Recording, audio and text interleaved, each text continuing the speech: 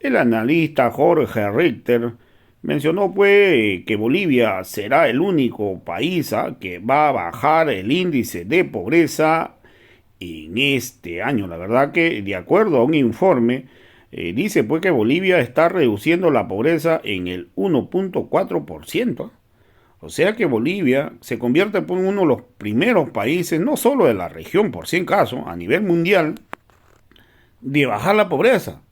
Mientras que en Europa sube la pobreza. En Estados Unidos sube la pobreza. ¿Se dan cuenta ustedes? Mientras que Estados Unidos la pobreza se incrementa, está terrible. Estados Unidos está viviendo una crisis terrible. Mientras que en otros países retroceden, Bolivia avanza. Pero también lo ha dicho claramente Jorge Richter. Esto pues no lo dicen los medios golpistas, los medios de la derecha en Bolivia, ¿no? No hablan nada sobre este tema. También se ha pronunciado, en el caso pues de Yanine Áñez, ¿ah? Claro, ha quedado demasiado claro que Yanine Áñez no estaba en la línea de la sucesión constitucional para haber asumido la presidencia en Bolivia. Entonces hoy todo ha quedado demostrado que nunca hubo sucesión constitucional porque nunca le correspondía. La ley dice que para ocupar esos cargos tiene que ser del partido mayoritario y el partido mayoritario pues era el MAS y PC pues sino que Yanine Áñez interpretó pues la constitución a su manera para hacerse del poder. Entonces Yanine Áñez tuvo un gobierno de facto, ¿no? Se ingresó por la ventana. Entonces hoy la verdad que ha visto algunas recomendaciones de la Organización de Naciones Unidas, de la ONU, también el pronunciamiento de Diego García Sayán, pero nada de esto guarda relación con la sentencia contra la dictadora Yanine Áñez. Entonces vamos a escuchar pasajes pues del análisis que hace sobre este caso a Jorge Richter. En los últimos tiempos, después de que Evo Morales ingresa al gobierno, mucho antes tal vez cuando tenemos este problema tan terrible en el año 2001, 2002, con el gobierno de Goni Sánchez de Lozada, el país entero se da cuenta de que Bolivia está en una situación muy crítica, necesita, merece cambios, y los bolivianos afuera también están preocupados. Entonces, digo yo, creo que es importante que los medios tomemos ese rol, los medios alternativos, ese rol de en serio, poder orientar, poder informar, poderles eh, trasladar la información tal como debe ser entendido, digo, porque ahora los medios de comunicación tradicionales dan la información como lo quieren entender. Las redes sociales dan información de toda clase, ahí están informaciones hasta falsas o tergiversadas. En cambio, lo que sí está faltando es dar la información debida y orientar debidamente también, y para eso creo, estimado Jorge, está el rol que cumplimos cada fin de semana, y sería bueno, yo no me escapo del desafío de hacerlo a diario, si es que las condiciones se dan naturalmente. Y claro, sería muy lindo y bueno hacer esta orientación. Estimado Jorge, sería un gran desafío además, ¿no? Sin lugar a dudas, imagínate tener que todos los días analizar y, por supuesto, primero estudiar, leer, sacar unas conclusiones para que podamos trasladar esto a nuestras hermanas, hermanos. Yo pensaba hace unos días atrás, Ramiro, te comento muy rápido antes de entrar en los temas, y decía, bueno, uno pasa gran parte del tiempo eh, explicando y refiriéndose a estos temas, ¿no? Y cuando podríamos también avanzar sobre algunas otras temáticas que podrían ser importantes para que la gente las conozca respecto de cómo está nuestro país, de cuáles son los espacios en los que se ha desarrollado mejor, algunos números importantes. Fíjate este dato de la CEPAL que acaba de salir. Bolivia va a ser el país que va a disminuir de manera más importante el índice de pobreza. Entonces, estos son unos elementos que no los vas a encontrar, Ramiro, nunca en los titulares de un periódico, en los titulares de la corporación mediática que está empeñada en desprestigiar, en invalidar y en asociar negativamente todo lo que significa lo social popular en nuestro país. Ahí no vas a encontrar un indicador de estos en el titular que nos pueda generar también a nosotros el doble compromiso o la doble sensación, mejor dicho. Una sensación también de orgullo de decir, caramba, después de semejante pandemia en el mundo, después de vivir un golpe de Estado, después de un grupo de actores políticos y políticas en nuestro país que devastaron la economía, hoy esta se empieza a reconstruir, avanza en el camino de la reactivación y va reduciendo de forma importante el tema de la pobreza. Y ahí la CEPAL nos muestra como el país que reducirá en mayor grado un punto, algo más de un punto porcentual, el tema de la pobreza. Ramiro, esto que nos puede enorgullecer a los bolivianos no estará nunca en la tapa ni merecerá el editorial de algún periódico que generalmente de forma habitual y ya permanente tienen editoriales condenatorios siempre de lo que va ocurriendo en el país. Entonces, también hay unos elementos importantes que rescatar y ahí lo que pensaba el otro día, Ramiro, nos pasamos el tiempo hablando y explicando para que la mentira no sea difundida de manera impune, para que la mentira pueda también ser expuesta y develada sobre lo que ha ocurrido en el país. Vamos a hacer algunas referencias el día de hoy sobre estos temas políticos y dónde está la mentira en ese tema ya que pasa a ser un viejo tema para todos nosotros de fraude electoral, golpe de Estado, que son con los cuales la derecha se defiende para lograr ese tiempo y ese espacio y ese manto de impunidad que ellos están buscando desesperadamente por haber participado en el golpe. Entonces, por supuesto que todos los días, pues sería un espacio, como tú dices, sin lugar a dudas, si las condiciones en algún momento se dan, son espacios interesantísimos para esto, para que los bolivianos no tengan una información tan sesgada, tan direccionada, tan interesada y que además está construida para hacerle daño a muchos de todos quienes están escuchando la causa Chuncoca, a todos los sectores populares en el país. Pero bueno, mientras tanto, Ramiro, desde el Taipi podemos aportar siempre, podemos realizar un pequeño aporte para que esa noticia que busca la impunidad y las noticias construidas pues no hagan daño a todos nuestros hermanos, hermanas bolivianas. Muchas gracias. Bueno, los temas que el día de hoy nos amerita en el análisis de Jorge Richter tiene que ver precisamente con esto que ya iba anunciando, el tema de la sentencia a la ex senadora Yanine Áñez. Se ha conocido la sentencia oficialmente que dictamina 10 años y un titular bastante elocuente que pone el periódico La Razón dice: la sentencia establece que Áñez no se encontraba en la línea de sucesión constitucional. Estimado Jorge, usted tiene el análisis de lo que es esta sentencia y lo que ha estado pasando en torno de este tema a nivel nacional. Gracias, Ramiro. Ese titular del periódico La Razón devela, en honor a la verdad, lo que ha significado todo aquel momento. La señora Áñez no estaba en la línea de sucesión.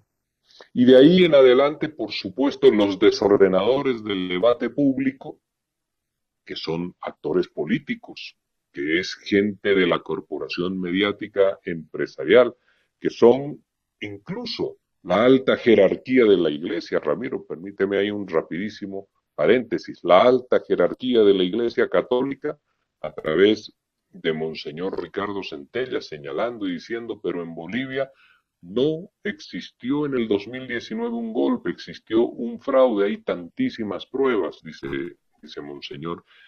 Y Ramiro, y no han acreditado, no han podido acreditar aquellas pruebas. incluso esta jerarquía de la Iglesia Católica se refiere de manera general y de manera, podríamos decir, al tema del fraude, se refiere también de manera superficial a lo que significa la cuestión de las pruebas. No han profundizado nunca, se han adscrito a ese discurso de fraude y de la OEA, como si fuesen también militantes de Comunidad Ciudadana, de Creemos o de alguna de esas agrupaciones que han recitado litúrgicamente todo este tiempo algo que nunca pudieron acreditar, y que tampoco han querido debatir, y que no han tenido consistencia argumentativa. Bueno, entonces, ellos también en ese documento que publicaron el pasado año, en esa memoria, señalaron y dijeron que era constitucional lo que había realizado la señora Áñez. Lo mismo había señalado la Unión Europea con un documento de apoyo al informe preliminar, que no estaba además concertado, ni acordado, ni pactado con el gobierno de Bolivia, al informe preliminar de la OEA, señalando y diciendo que el gobierno y que la sucesión de la señora Áñez en el mando era constitucional. ¿Qué respuesta pueden dar ahora si no es tratar de poder adscribirse también a la misma retórica destructiva e invalidadora de asociaciones negativas que llevan adelante los partidos? Hablan y dicen, no correspondía ese juicio. La justicia está subordinada. La justicia les pertenece. Todos estos son sus argumentos para poder finalmente encontrar alguna excusa o eximirse, si se puede, de sus responsabilidades ya históricas. Esto es, de la participación en aquel golpe de Estado. Entonces, Ramiro, ahí de manera muy importante, la señora Áñez no se encontraba en la línea de sucesión, lo hemos dicho hasta el cansancio. Existe, ya no veamos, porque esto ya lo han señalado los tribunales, no miremos solamente la cuestión estrictamente jurídica. Vemos la composición de legitimidades que ha construido nuestra Constitución Política del Estado del año 2009. La sucesión constitucional no puede estar nunca en manos de un partido minoritario por un elemento sencillo, simple, pero fundamental y estructural a su vez: la legitimidad que tiene que tener un gobernante.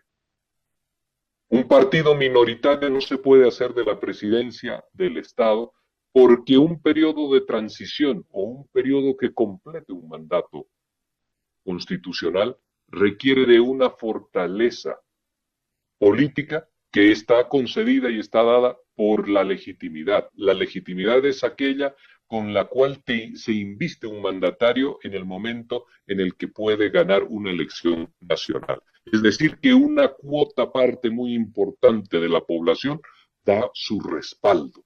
Y ese respaldo significa que ese mandatario o esa mandataria tiene capacidad para establecer acuerdos, para establecer concertaciones políticas.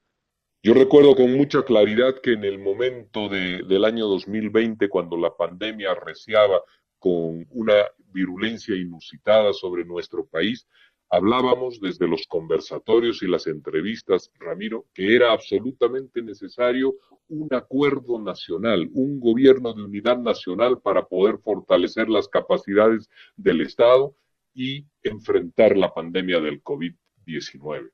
Y decíamos también ahí que la señora Áñez adolecía de estos mecanismos porque a su vez estaba vacía de legitimidad. No tenía la capacidad de convocar al partido que en ese momento estaba en oposición a ella, que era el Movimiento al Socialismo, y detentaba la mayoría en la Asamblea Legislativa. No tenía capacidad de convocar tampoco a los sectores sociales y a las organizaciones de forma permanente, constante, y no tenía tampoco capacidad de establecer alianzas con otros sectores organizados de nuestra sociedad para que todos juntos, todos estos actores puedan definir una política de Estado respecto a lo que era en aquel momento la ofensiva de la pandemia sobre el sistema sanitario en nuestro país. Entonces esto, a manera de ejemplo, es absolutamente importante entender y comprender que la constitución política del Estado está señalada en lo que es la sucesión presidencial en una línea muy vertical, de la presidencia a la vicepresidencia del Estado, a la presidencia del Senado y a la presidencia de diputados. Y siempre con una persona que represente al bloque de mayoría para mantener estas fuentes de legitimidad en el poder político y que éste pueda llevar adelante de forma positiva o una transición o completar un mandato constitucional. Esto es fundamental desde el punto de vista político, de la construcción de la debida gobernabilidad, de la construcción de formas que reaccionan ante situaciones de crisis. Pero ahí de pronto, la señora Áñez, por supuesto que de manera absolutamente interesada, por supuesto también que de una forma obsesiva, con esa posibilidad que pasaba delante de ella y que era inesperadamente situarse como presidenta del Estado. Entonces ahí instrumentalizada por interpretadores de la constitución política del Estado, por constructores del poder político obsesivo, que no son, diríamos Ramiro de manera absolutamente clara, que no son siquiera hombres inteligentes, son cerebrales, son manipuladores, son territoriales y que van detrás y en búsqueda del poder a cualquier precio. Entonces esos interpretadores y esos cerebrales de la política le construyeron a ella un documento que lo leyó con inusitado entusiasmo también. E interpretó la constitución política del Estado y tomó la decisión, creyendo que el tiempo se iría a detener seguramente y que esa presidencia duraría décadas y de que la impunidad y el poder de ese momento y la protección, entre comillas, ese momento de policía y fuerzas armadas le garantizarían a ella un futuro promisorio. Pero el tiempo transcurre, Ramiro, y el poder y el apoyo del poder militar es efímero, y el apoyo del poder policial es más efímero todavía. Y el apoyo que verdaderamente sostiene gobiernos, que es el apoyo popular, rápidamente de aquellos sectores que salieron a las calles a apoyar con entusiasmo, sectores vinculados a la clase media, sobre todo la clase media más radical del país, pues ese apoyo se fue evaporizando rápidamente, se diluye y se diluyó para la señora Áñez. Ella no estaba en la línea de constitución, en la línea de sucesión constitucional. Y por supuesto, acá hay algo que señalar muy claro, que es un gobierno de facto, rápidamente. Un gobierno de facto es aquel que accede a la presidencia del Estado, al mando del Estado, a través de los preceptos y de los caminos que señala la Constitución Política del Estado. No hay mucho más tampoco que recorrer tratando de interpretar lo que es un golpe de Estado. Y esto que es absolutamente importante de tenerlo de forma clara y categórica dentro de nuestras valoraciones. Esto es lo que configura que la señora Áñez, al no estar en la línea constitucional, pues ha ejercido un gobierno de facto. Y ese gobierno de facto, hoy en día, esta vulneración de nuestra constitución política del Estado, tiene una sentencia. Y esto es verdaderamente importante. Entonces seguro ahí se van a incorporar algunos otros elementos ahora, en estos días. Echarán mano, Ramiro, y lo conversamos si quieres el próximo sábado, echarán mano ahí de lo que dijo el señor García Sayán. Echarán mano ahí también de este comunicado y estas observaciones de Naciones Unidas que han sido publicadas el día de ayer, pero que ahí es absolutamente importante señalar y decir de que esas sugerencias, esas observaciones, no sugerencias, esas observaciones que está realizando Naciones Unidas son al sistema judicial y deben, dicen ellos, considerarse para las reformas del sistema judicial boliviano. No es un inmiscuirse evaluatoriamente sobre el contenido de la sentencia, no es esto. Y cuando al principio decíamos, Ramiro, hermanas, hermanos de la Causacho, que a momentos invertimos mucho tiempo hablando y explicando sobre lo que cotidianamente se trata de instalar de forma perversa y manipulada en nuestro debate comunicacional, en nuestro debate de opinión pública. Esto es importante volver a decir porque ya hemos escuchado con absoluta tergiversación que ahí están y dicen el señor García Sayán ya ha dado una palabra definitiva y por lo tanto ese juicio tiene que ser anulado. Como si la palabra del señor García Sayán tuviese ese alcance, esa dimensión y ese poder.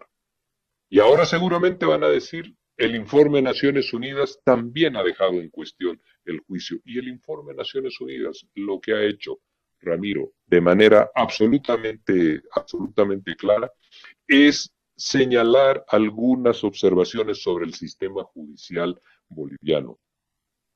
Es hacer alguna apreciación sobre el debido proceso y transparencia en los procedimientos judiciales de lo que ha cursado en juicio la señora Áñez. Pero no observa la prueba, no se refiere a la prueba.